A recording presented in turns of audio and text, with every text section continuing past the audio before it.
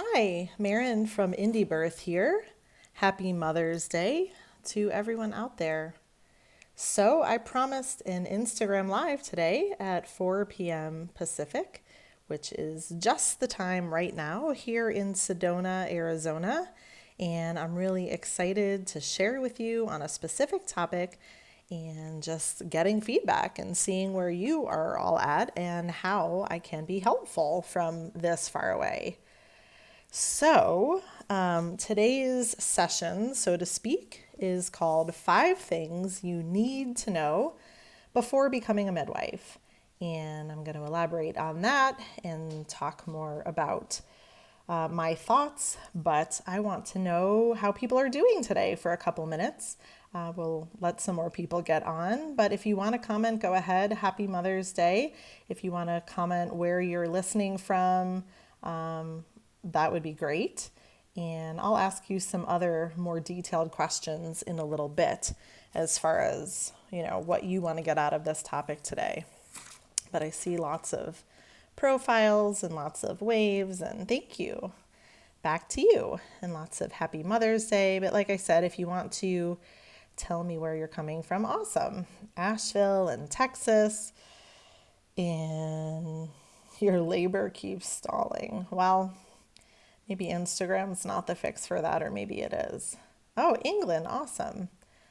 Awesome. Well, I'm glad I must have picked a time that isn't too inconvenient for people, at least some people outside of the US, which is really fun. Oregon, Kansas, Kentucky, yay, hi Hope. So nice that we can all connect this way. I don't know about you, but definitely have a love-hate relationship at times with social media. Kind of taking a breather today, earlier anyway, but was looking forward to getting on here. Ohio, San Francisco, awesome. Well, I'll say first off that I hope what I share is useful to you, but it will be sort of hard to, talk about each geographical area as far as the politics go. Oh, it's midnight in England. Oh, good. That wasn't such great timing. But anyway, awesome. Georgia, I'm so glad you're all here. Anyway, I was saying that I'm so glad people are listening from far and wide. It'll be a little hard to go into maybe the detail of like the political questions that people usually have. So just know that you can always get a hold of us here on Instagram, or through email is always great. Marin@indiebirth.org. And Margot just had a baby, but she loves to get emails as well, and probably will do her own Instagram live somewhat soon. I know she was excited about that. And that's Margot@indiebirth.org. Awesome. Malaysia. Yeah, I've loved reading your comments lately on some of our posts. So it's fun to feel a little bit more connected, especially with some of you that I see and, reading what you've written or in response. So yay, thanks for being here. Cool. Okay. So I don't want this to take all night, as I'm sure you don't either. I'm going to try to be concise. But the topic at hand today, if you're new or you just stumbled upon, hi, Sedona. Yeah, I don't know you at all. If you stumbled upon this Instagram Live, we're going to be talking about 5 things you need to know before becoming a midwife. And there's probably a lot of things that would be helpful to know, but I've tried to narrow them down to just what was at the front of my brain when I was thinking about this. I'm sure there are lots of things and lots of ways this topic could go, but today I'm interested in hearing your thoughts. And if you want to just take let's see, 2 more minutes or 3 more minutes maybe, and tell me if this is applicable to you, and if so, what you want to know or what angle you're particularly interested in, because I could talk for hours about this topic, as I probably could about a lot of things. And so if you guys let me know right now, some things that are particularly important, then I can make sure to focus in on that. with what I've already prepared, and we can make sure that we cover that. So, again, if you're new, you can just kind of tell me where you're from or chime in and say why you're here or what you're interested in learning or what particular angle or little bit of information you'd really love to gain or gather from this little chat. That would be great. And I really am going to write it down, like honest to goodness, going to write it down. And then I'll try to incorporate that in my little mini presentation here. Cool. Yeah, the politics, that's always big. And I will definitely talk about that as much as I can, although I think there's probably so much room for, more resources because it's really hard for people to understand. Awesome. We should meet sometime. I'm not down in the valley a whole lot, but occasionally, and I do lots of workshops up here in Sedona if you ever want to come up. Yeah, definitely. How do we balance midwifery with life, and how do we know what we're getting into? Awesome. Congratulations on your birth. There's so many comments. I'm just going to write down a few, and then I can always point you in the direction of some more resources. For example, I think we have at least one, maybe two podcasts on midwifery and mothering. And so I can say right off that I think those are great resources to listen to, and those are already done. Hi from Paige, I saw that. Yeah, and I did read the comments on the post, so I'll try to keep them all up here. And obviously, it's hard to answer every single question, so we'll try to be as general as possible, but hopefully helpful. And then, like I said, feel free to get in touch if you really want more, individual conversation, right? Because it's hard to have super individual conversation here. And the reason that I'm doing this and the reason that Margot and I are always brainstorming these sorts of ideas is because we really want there to be more midwives. Like, honest to goodness, that is our intention. And we get requests every single day from all around the world, literally. And there's not always people in that area to recommend. So our goal is to see more midwives created that really want to serve the family and be autonomous. So I guess I will go ahead and start. I got lots of nice feedback, and I think, like I said, there'll be time for a lot of it. But yeah, the topic itself is 5 things you need to know before becoming a midwife. And if you don't know about the work we're doing here at Indie Birth, welcome, and I hope I can get to know you too. But there's always a but, right? You can check out our profile later for, the photos we're posting and our thoughts about birth and licensing. I'm going to cover the basics. And I also have our fun new book here that I wanted to show people. Ta-da! This book includes a very personal story, and that's mine, about licensing and how I moved through that journey from being a licensed midwife here in Arizona through that, and how that all went for me, and how I work now outside of the regulations. So I can't be anything but who I am, right? That's been my experience. I'm not a CNM. I don't have experience becoming a medical practitioner or being in nursing school. So I'm going to be kind of limited if people have questions about that. So 5 things you need to know before becoming an autonomous midwife.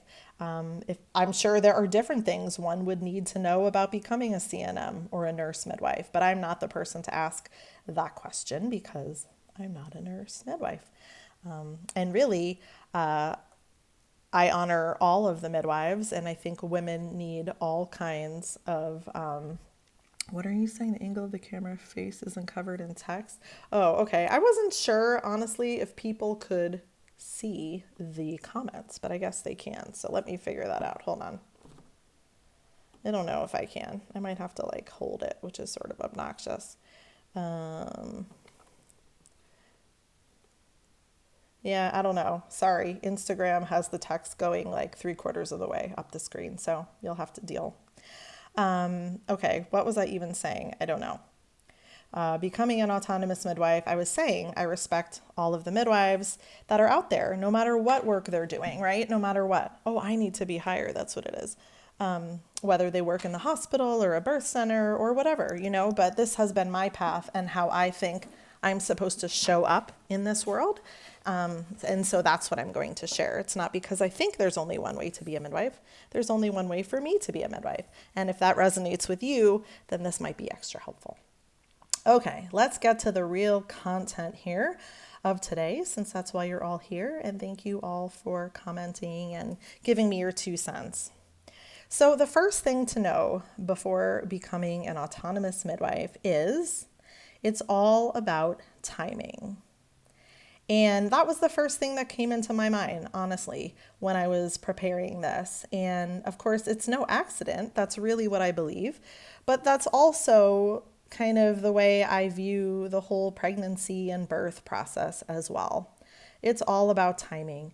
And there is a divine purpose for each of us. And if birth and serving women is yours, then honor whatever it is being shown to you. Now, I know that's not very concrete, but I said that on purpose because I get emails every day, literally every day, from our students or maybe potential students of our Indie Birth Midwifery School or just people out in the world, and they want to know like how to get it done, right? And that might be why you're here too, how to get it done, like how to become this thing. What papers do you need? What certifications do you need? And how can I get out there and do it? And so many of us, right, have, complex lives. Like many women go into midwifery before they have children. And then just as many might wait until their children are grown and gone. But my experience has been getting in there when I've been in the middle of the childbearing years myself. So I started an apprenticeship after my second baby was born. He was only about 4 months old and he's 15 now. So it's been a long time. And I didn't start, practicing as a midwife until my 10-year-old was born. So 10 years. But in other words, I went through many of my own pregnancies and births. And on one hand, it never felt like the right time because I was busy and I still am, right? Having kids and raising them. But I couldn't get away from what I was being called to do. So again, I don't know what your individual situation is. I think it's, great advice for some people to say, life is never going to be probably super simple, especially if you have a family. And so if the opportunity presents itself to get involved in midwifery or to go to school or to have an apprenticeship or, just to start teaching a childbirth ed class, then go for it. Don't wait for this mythical perfect time. Unless, the other side of that coin is your timing might be exactly that. So I guess, I'm just reiterating that this is definitely more of a calling in my eyes than a profession. A profession you might kind of like soldier through. I was a musician for a long time. And although I loved music, it kind of had that feeling to me often, like this is just what needs to be done. And I wasn't enjoying a lot of it, but that's the way it went. So what is your divine timing? Are you listening? Are you open to doors opening? Are you open to doors closing? What are you being asked to do? And so a prime example, like I said, I see a lot with our Indie Birth Midwifery School students. And sometimes it's just if somebody should even enroll in the school. They're not really quite sure if now is the time. And, it's a big commitment either way. Maybe it's an apprenticeship. Maybe you're just going to start school. Or maybe it's just like in your mind, like, wow, this is a big thing that I'm being asked to do. I remember feeling that way after my second baby was born. He was our first home birth. And yeah, I just couldn't get it out of my head. I couldn't get it out of my system. And I really felt like, practically speaking, it wasn't the best time. But circumstances were working out. So, yeah, just consider your own divine timing and what that means to you, and listening as best you can and following the signs. And then, of course, there's sort of this very practical side of becoming a midwife. Like, really, when you get down to business, if you're going to be in our school, like, do you honestly have, X number of hours a week? But even that, I think, is a complex conversation, probably for another time, because I believe that we really can fit what we want to in our lives. So it might sound overwhelming, but often if we accept the challenge of whatever it is, then we figure it out. So that's been my experience. But again, just honor the timing. And just like you wouldn't force, a birth or a baby to come out, hopefully, we don't want to force this, because there's also just such a beautiful orchestration of being in birth. The right people appear, whether it's a mentor, midwife, or, a particular path, or maybe a new location that suddenly, appears for you to go to. Yeah, so that is my advice so far. So, the second thing I think people really need to know about becoming an autonomous midwife, and probably a midwife of any kind in any setting, is just that it's a lifestyle. It's really a lifestyle. It's not, like I said, to me in my life, it's not a profession in the sense that we think of jobs. I don't work for anyone else, and I don't have set hours, and I don't have a set salary or any of the things that come with a more traditional job. And the lifestyle is honestly all encompassing.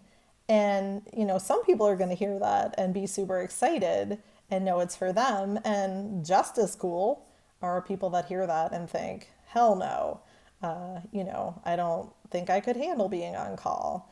Or that sucks, you can't ever go away anywhere, or whatever it is. So, no judgment on that. I definitely don't think being a midwife is the lifestyle for everyone. And it's not something I really imagined for myself. As I said, I was a musician for many years, although that involved lots of traveling. It did, but not lots of middle of the night traveling. But somehow this is easier for me. It just fits, I guess it fits me better than being a musician did. But the lifestyle is unique. It kind of never stops. And so when people were commenting earlier, talking about self-care and balancing this to stay a healthy, thriving woman in your life and, with your partner or your kids or whatever it is, that takes a lot of effort. And I've been doing this a long time, and I'm always humbled by the amount of effort that it takes. So that's, again, these are my thoughts. This is the way I have chosen to do it. I do see, and maybe know people as well that are midwives that get completely burnt out, or, are so busy, like so busy, 10, 15, 20 births a month. And they've really sacrificed their own health, and they've sacrificed, potentially like major time with their family and that kind of thing. I have made the conscious choice to keep my practice small. In addition, of course, I'm doing all this indie birth stuff as well and raising 9 children. So it's no small feat, but it's a very conscious effort, because I think most of us could be as busy as we want to be, within reason. I'm never going to do hundreds of births in a year in a small town like this, but within reason. And I definitely could be busier, but it's really important to me to provide, 500% if I can to each mom that I'm serving. I really believe that she deserves that. And I need to take care of myself too. So really keep that in mind. If you're not in a place to take really good care of yourself, or if you feel like you're struggling with how to do that, then it's a great time to figure that out and to start learning what you need in your life, because you can't pile an apprenticeship on top of that, or, a midwifery practice on top of that, you'll just crumble, I think, or you'll be sort of miserable and possibly unhappy and unhealthy, which I think is so key. We have to stay healthy to serve these moms and babies, and by healthy, of course, I mean physical health, but there's a mental and emotional health as well that we have to be able to come back to. So in our school, Indie Birth Midwifery School, we have a couple courses that are more introspective for sure, but we have a 10-week course on self-care. And that's one of the first courses our students take. And I don't know if any of them are here today, but I think they enjoy it. And it's probably also a little bit of a challenge, to start asking yourself the hard questions about how you're going to manage your time and what you need, to keep going. So again, I'm no different than anyone. I'm continually humbled by the effort I need to put into that and the time I need to take to be, emotionally stable, whether that's meditating or, being out in the woods or whatever that is for you. It's a serious effort. So I'm not going to keep going on about that one, but please heed those words. Take it seriously that it really is a lifestyle and it requires lots of not just planning, and I don't even want to say sacrifice, because when you love doing something, it doesn't necessarily feel like a sacrifice, but intention. Let's leave it at that. Okay, well, I'm opening a can of worms here with number 3 of the 5 things I think you need to know before becoming an autonomous midwife. Because, I don't know, should I go into the politics of it all? It's overwhelming. And so I'm just probably going to be blunt, right? That's the best thing to do. And to just speak my own truth here, because I can't cover all the ways that you could become a midwife. I can only tell you my experience and what's worked for me. And again, if that works for you, then you have a kindred spirit out in the world. So of course, yes, there are all kinds of ways to become a midwife, and many of you aren't even in the US. And so it's going to differ, where you are. Obviously, entering the nursing profession is an option. It wasn't an option for me, like philosophically. I don't believe that, home birth midwives are experts in normal, and I don't believe that a medical training would enhance the kind of care that I want to give women. So I never investigated that path. So for me, back when I was a student, I did 5 years of apprenticeship in Chicago and then here in Arizona. And I was very much set on having a license and becoming a CPM. And so again, you'll have to read our book for the whole story. And I can't hold the book up now, funny enough, because it's balancing my phone. Maybe I'll show it at the end. So you can read my whole story there and how I ended up becoming licensed and a CPM and giving my license back to the state of Arizona. And that was a struggle, that whole long thing that went on. That's been, almost 7 years since then.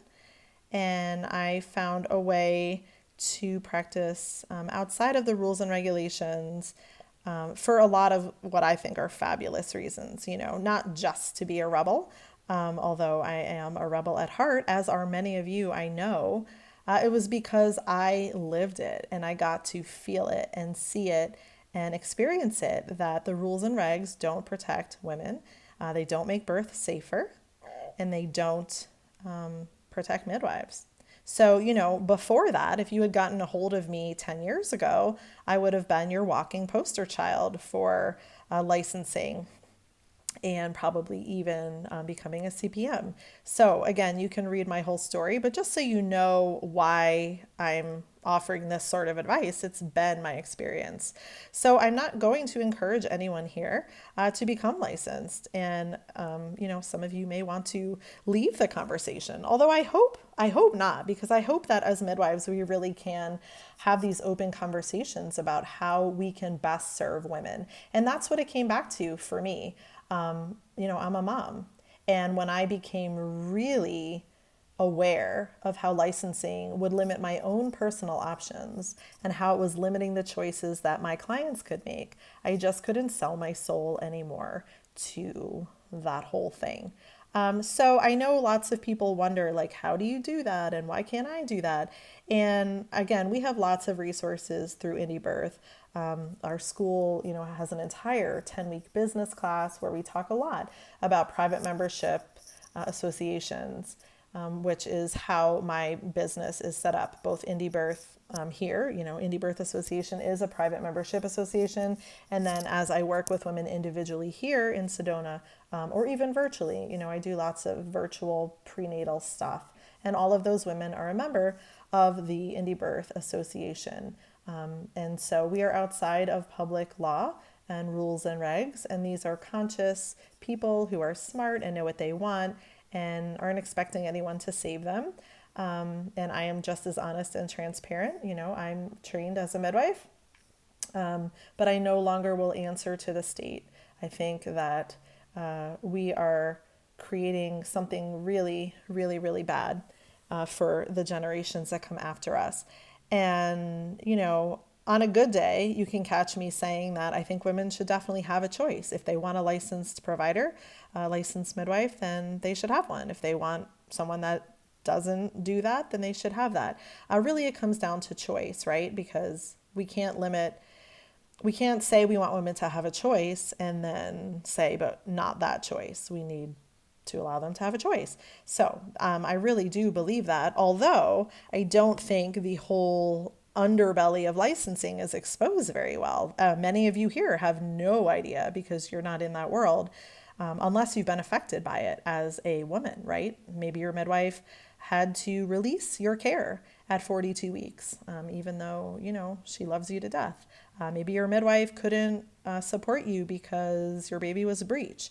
So there are lots of women out there that totally know that this is happening and that it's limiting choice. But I really want more women to know as they are becoming midwives that there are choices they need to make. And I know, at first hearing, if this is your first hearing of anyone talking this way, it can be shocking and, scary. I think we have a lot of collective healing to do around this idea of persecution and prosecution. And let me just say, as midwives, we are the minority. Like, I don't care if you're licensed. I don't care if you're a CNM. It is hard. It is hard in the world that we live in because of what we believe and blah, blah, blah. So as far as things you need to know, I want you to know that practicing as an autonomous midwife pretty much anywhere in the world is an option to you, should you accept that challenge. And so, when I'm really that blunt, it eliminates a lot of the questions because everybody that's like, oh, well, in my state, nope. In your state, you can become an autonomous midwife too, if that feels right to you. And you will find the way. And, we certainly are here to help people that are serious about setting that up. So don't be scared. The world needs you if that's really where your heart is. And like I said, that's where my heart is. And I lived through kind of a hellish persecution slash prosecution experience. So I know what I'm talking about. And I would never go that way again. And I'm glad I had it, honestly. I'm glad I had the experience of living in that world and really trying to make it work. I served the most amazing women at that time, as I do now. But now, my world has completely opened up to people that are ready. So many of you that are having free births, for example, or are really clear on the kind of midwife you want to be. There are so many more of us out there that really want to learn all we can and honor birth as best we can and support women and the families and allow them to make their own choices. I don't believe that women can make autonomous choices with a midwife that is not practicing in an autonomous manner. So it's nothing personal. I love all my midwife friends. One of my best friends is a CNM. And I have, friends all over the world that are doing midwifery in different kinds of ways. But I will say, I think this is the new paradigm. This is the way of the future, is to serve women in a way that keeps us whole and, doesn't break our souls. And so, if you can do that with a license, go for it. But I just couldn't. So that is my short spiel on that. So I'm kind of cutting short, more questions on the politics. Again, I will repeat that it is too possible for you. So if you don't feel resonant with the licensing spiel in whatever state you're in, if you don't agree and you don't want to go that route, and it's not because you don't want to learn and be the most awesome midwife you can, then you don't have to. And you should totally check out our school. At our school, Indie Birth Midwifery School, we don't force people to do anything. I'm sure we'll have people, we had our first graduating class this year. I'm sure there are people that will sit for the NARM exam. And I'm sure there are people in the history of the school as it evolves that will choose licensing. And, we're all grown up women here, so you will do what's right for you. But that is, where we're coming from and what we believe and what I live every single day. So if you have questions, you should totally email me or, get me on Instagram. Or like I said, ask me for other resources because, it's one of the most popular questions we get asked. And I don't mean to be like bored with the question, and by question, I mean I'm in this state, I need a license to practice, it's illegal. No, it's not illegal to practice in a private manner. If you're going to practice in the public, then yes, you have to honor the rules and regulations, or you're simply an unlicensed midwife who's, probably going to encounter some trouble. But if you go to the extent of setting up differently, and that's really what you believe, then it will, be an option for you as well. So I think that's all I'm going to say about that. As far as schooling, it does kind of dovetail into the schooling discussion. We have a podcast on MEEC accreditation. If you don't know what that is, then you should check out the podcast. But that podcast was made as we developed our school, and it basically explains why we've chosen to not accredit our school with any governing body and how great that is for women that don't want that in any sort of way.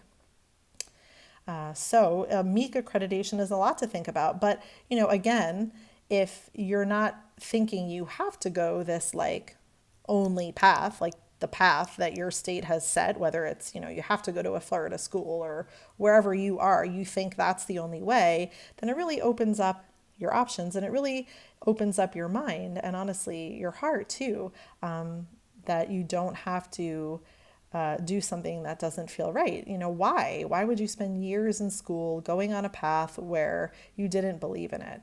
Take it from me. Although, like I said, it was worth it for me, so I wouldn't change what I've experienced at all. But our school is not a MEEC accredited school. It is that way on purpose. It is one of the only non-MEEC accredited schools that is producing really awesome, creative, autonomous midwives all around the world. And we have students in so many countries that I can't even name all of them. So our hope, of course, is to actively help create people that are willing to do this work. So this little Instagram live and podcast is just a teaser for all of the things that lie ahead for you, should you be interested. With our school, an apprenticeship is not included, but we do help our students as best we can. And, apprenticeship is a really complex beast. I talk a lot about apprenticeship in our book because I experienced several different apprenticeships. And so I think we'll save that for another Instagram Live because that alone is a really great topic. How do we get hands-on training? How do we learn from another woman? I think those are valuable questions and super valuable topics. And I think apprenticeship is 500% necessary.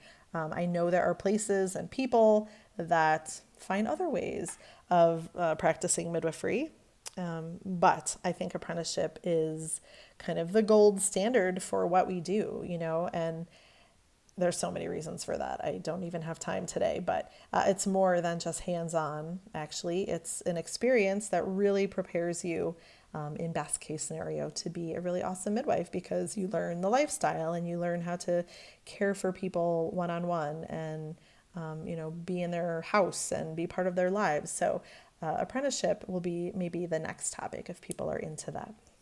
Okay, I'm a little behind schedule here.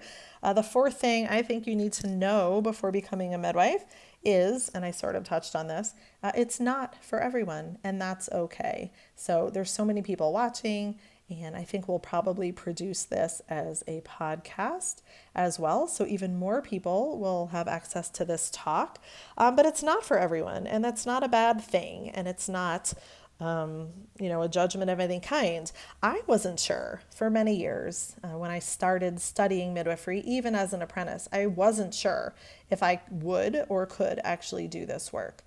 So I think leaving that open is also really healthy, even if you're in an apprenticeship or even if you're already in school. That sometimes life has other plans, and women's work, in the broadest sense of what this is needed in so many ways. So, a couple examples, and these are things I don't personally have time for at the moment with everything I've got going on, but education of young girls is super important. And of course, I'm doing as much as I can with my own girls, but I mean, like on a big scale level, we need that.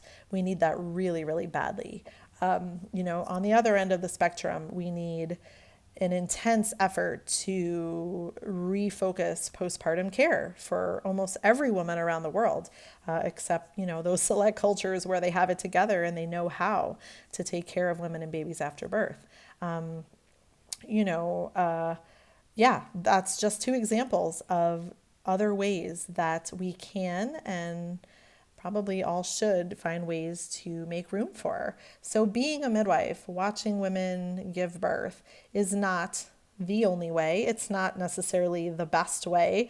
It's a really cool thing, but there's so much work to be done. So, I even say to myself often that I'm just in this work now because it's perfect for me now and I love it. And I never sort of get tired of it and it never goes away, but I leave room in my life as well later in life or whatever that maybe I won't want to do this anymore. When I'm older, maybe I won't want to be getting up at 2 a.m. to go to births. And I know now that if I choose to stay in this work, I'll still be really valuable in whatever way I want to be. And the same goes for you. So keep that in mind, that having the goal of becoming a midwife is really awesome, but don't get too attached to it and just serve women and just love doing that, and something really awesome will come. Okay, so the final thing I think you must know, and this I hope is very encouraging, because some of it's not, as you've heard, some of it's just raw and kind of honest. But my last thing is that it is amazing work. It is totally divine, really. It's, of some other realm often to serve women and families and be as close to them and this veil of life and death that we can be, I think, in this life, other than, the other initiations that we have as humans. So, death is another great example. So I am continually humbled and honored by this work. And I think more of you out there just need a little push, whatever that is. I'm not saying that I think everyone is ready to sit in a school kind of context, nor do I think our school is actually for everyone. So I don't know what the push is that many of you need, but we hear it all the time, whether it's emails or messages here on Instagram or Facebook or, even in person.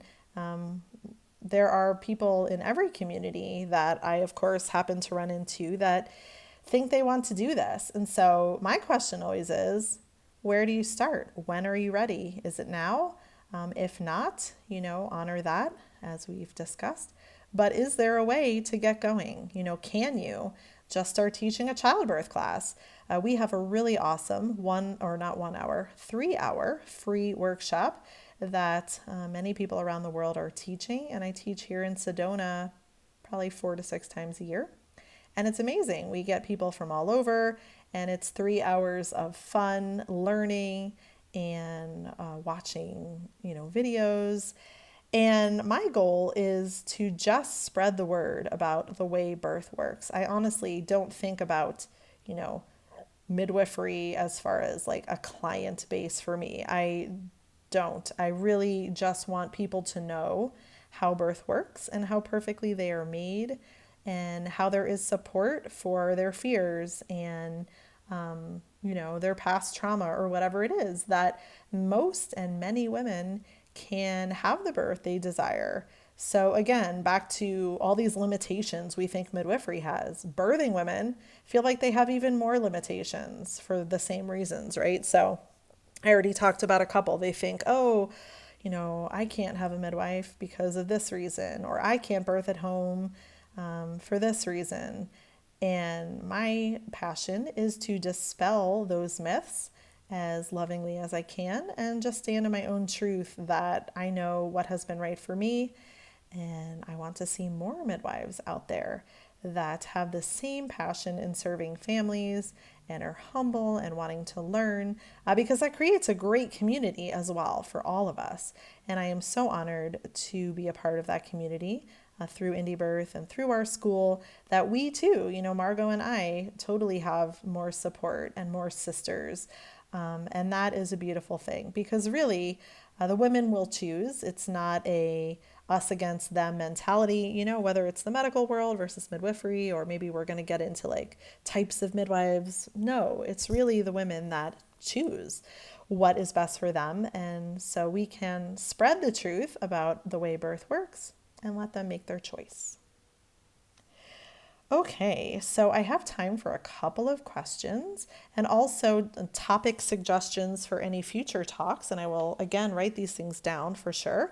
I have apprenticeship on my list, and that might be one that Margot wants to take. I will relay that to her and see if and when she's up for that, because that's again one of the most popular topics. So if you have a question, now would be the time. I'll give a couple minutes for the stuff that appears on the screen now. Sorry if you asked a question while I was talking. It's lost in space somewhere on Instagram. But please ask it again if you think I can answer it, especially a question that maybe isn't huge. What can I do in the meantime before I enroll? Are you talking about in our school? I think you are. If you are going to enroll in our school, we have all kinds of other resources I think you would love getting started on, even if you're not enrolling in our school. Our new course, 13 Moons, is closed currently for enrollment. It will open again at summer solstice. And I think that is a great, eventually to become a prerequisite actually for our school. Because it's really every topic you could ever imagine with webinars from the most amazing people. And so if you're kind of biding your time before midwifery school, that would be a great immersion. Again, you don't have to be a pregnant person to get value from that course. It's really all inclusive. Okay, so the questions are going faster than I can get to them.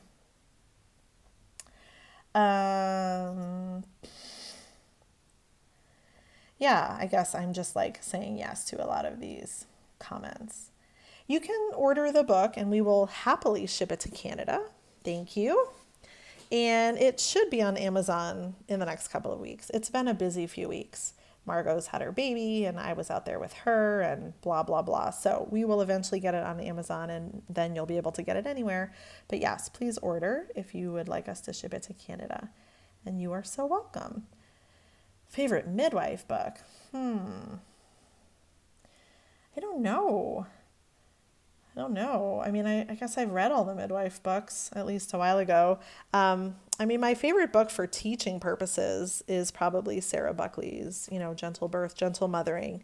I think that's, kind of a necessary read for every woman having a baby. And she doesn't need to be working with me. She doesn't need to be having a home birth. I think it's really awesome information and great for partners. Awesome. Yes, the books are all sitting right here. And now that I'm home from Minnesota, I need to get my butt in gear and get them all mailed out. So I will totally do that. I read Spiritual Midwifery years ago. I don't remember being like super impressed by it, honestly, but that's me. Um, yeah, I think the titles are hard. Traditional birth attendant, I think is super confusing to people. And really, I mean, I've been there too. So don't think, I'm above your question. I'm totally not. But back when, I wasn't licensed, but I was kind of in between finding out how to do this, I did use that term, traditional birth attendant, because, we've all been taught like they own the term midwife, don't call yourself a midwife and all of that. But, it's really confusing to people. People didn't know what I was talking about here. And you can use the term midwife. You can still set up your practice so that you're practicing in a private sector. And then you're a midwife. You're just an unlicensed midwife that serves the private. You're not a public licensed midwife. So, I had a lot of grief actually about parting with the word midwife when I thought that was a thing I needed to do. And on one hand, it's just a word, right? Like, whatever. Women know, they know because women have always been serving women in birth. So there's that. But on the other hand, like I said, people know what the word midwife means for the most part, and the other terms are just really difficult. So I struggle with that one too. But for the most part, I use midwife, and even unlicensed, I don't love because it's, an unword. I don't like the unwords. It's all, compared to something like licensing is the standard, so unlicensed is the option. Nope. I like autonomous midwife. I like, let's see, what does it say on our book? I forget. It says independent midwives on our book. So I guess that's what we called ourselves in the book. I like that too. We do offer several scholarships a year for the school, and those have been awarded for the start of July 2019. But just get on our mailing list, indiebirthmidwiferyschool.org. Get on our mailing list, and then you'll get updates. You'll get our virtual tour, and when the next scholarship is announced, then you'll know. Yeah, we do. We offered. Let's see. We had 3 scholarship recipients this going into July. We've awarded 3. So those new students will start in July with our second year students. So there's 2 classes going at any given time. Yeah, I know. I mean, that's what we all think though. But in the UK and Canada, I don't see why you couldn't set up a private membership organization, in Australia as well. I don't see why you couldn't. And I know people, are thinking about it, or maybe they have. I don't know. I'm not privy to all of that since I don't live there. But yeah, we need to stop saying no other options because it's not true. It's not true at all. And as long as we say that, then women think they don't have options. So, again, I'm being blunt and I'm totally like calling people out for perpetuating this myth that there's a have to. So you can feel the way you do about that. Yeah, I get it. And like I said, I don't have judgment on any of the work midwives are doing. I just think that if you're in the system, you need to be more transparent. Not you in particular, the world. Licensed practitioners need to be more transparent about their limitations in working with women. It's not fair otherwise. And yeah, I think that it may not be until you're in a hard place that you really understand what I'm saying. And I'm not wishing a hard place on anybody, but I know tons of midwives that have been through prosecution because, it happens and all of that. And sometimes it's not something that we can fully comprehend the depths of until we're in it, because we want to paint this rosy picture and we want to say, oh, but I can serve women this way and I can serve more women that way. And there's valid points, there as well. But in the end, you have a choice. You have a choice to serve the government or serve women. And I don't think we should sugarcoat that or act like that's not true, because it is. Yeah, that's awesome that you let your clients know. I don't find the same transparency in this community, but I think there's also a need for every kind of midwife. And I think there are definitely women that feel safer with someone that they feel like has these guidelines. So I don't have a problem with that if that's where a woman wants to be. But so often, it's not. And I get the calls that are other. So I'm a little biased maybe. I get the calls when women are past 42 weeks or have a breech baby or have twins. That's just, I see more of that kind of stuff. So I can tell you that these women are not really being told in a transparent way. But I'll also admit that I think it's up to women to figure out who they're hiring too. So it's no one's fault. It's just there's a lot of confusion and there's a lot of politics, and it's sort of the whole patriarchal thing that we're under that I think we need to be honest about. I'm not sure if it's raining here. It's a really weird sound. Okay, like 1 or 2 more minutes for questions. And thanks in advance for tuning in. It's been so fun, even just seeing your comments. Yeah, we have a webinar on practicing in the private sector that my husband did, funny enough. So if you're savvy enough to find our webinar page, which our site is difficult because we have so much stuff, you can find this webinar and you can purchase it and you can listen to it and see what you think. And then, yes, we could give you more specific recommendations as to who can set you up with the contract and sort of the other needs to know. And, not to brag, just to be honest, I'm pretty sure that I was the first person, midwife ever in this country, at least, to practice under a private membership association. But I'm not the first ever, obviously. Like, there are chiropractors and acupuncturists and medical doctors. When I was researching this whole idea, I did talk to several medical doctors that had given back their licenses to the state and were practicing in this way. And they were not being bothered by the medical board at all. So, don't think that there's a guarantee of anything in life. There's not. We're all doing the best we can. And there are risks and benefits of every choice that we make. So, sorry, the questions are going so fast that I'm missing some of you. Yeah, I'm pretty sure I was. But anyway, who cares? It's not a contest. And I really would just like to see more people doing it. And I think the more people that do it, the more encouraging it will be to more people to feel less scared of stepping out. And I was scared too. The first year or 2 or 3, I really kind of stayed low key and didn't want to say much because I didn't know, what the response would be. But obviously, Indie Birth is a well-known global association at this point, so I don't think I'm being so low-key anymore. And knock on wood, I'm not inviting problems, though. I feel confident in the women that I serve and all of that, so, there's that. Yeah, there definitely are more options. And like I said, it's not to say this is the only option or the thing that's right for you.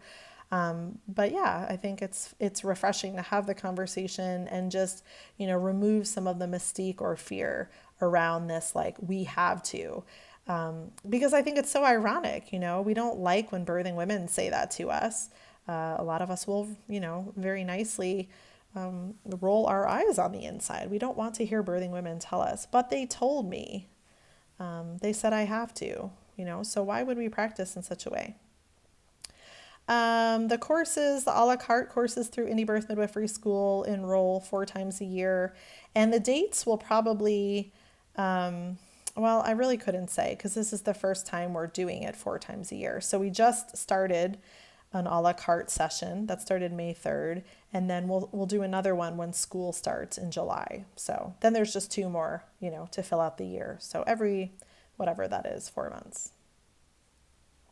Yeah, thanks for listening. I think if you're here, then I'm sure there was a reason, maybe even just your own self-reflection on some of these topics and knowing that you're not alone. I don't know that I really have anything to say that people haven't heard before, but just knowing that, we're all in this together. We all want to do this work freely if we're doing it and have really beautiful experiences and also have support when we don't have beautiful experiences because it is hard work. doula courses. And we have so many webinars, but not, we actually have a doula webinar from way back when. If you have, really specific questions about resources that I could point you in the direction with, then please email me and, someone will get back to you with the information that is desired. So Marin at indiebirth.org or Margot at indiebirth.org. We have so many podcasts. If you're really new to IndieBirth, then you'll want to check out indiebirth.org/podcast archives. And every podcast we have ever done is right there. There's like 150 of them. We're also on all the podcast apps like iTunes, but they don't often keep 150 podcasts. So if you want the full list, and many of them have transcriptions, and we have a couple women that are working very hard to help us get more transcribed, which is really fun since, that can reach more people. So plenty of free resources, podcasts. We definitely have paid classes, as I've mentioned. 13 Moons will open up again soon here at summer solstice, and the school is still enrolling for July. We have a couple of spots left, but that's a pretty, big commitment. It's a 2-year program, and yeah, definitely not. Podcast archives. So indiebirth.org/podcast archives. Everything is there.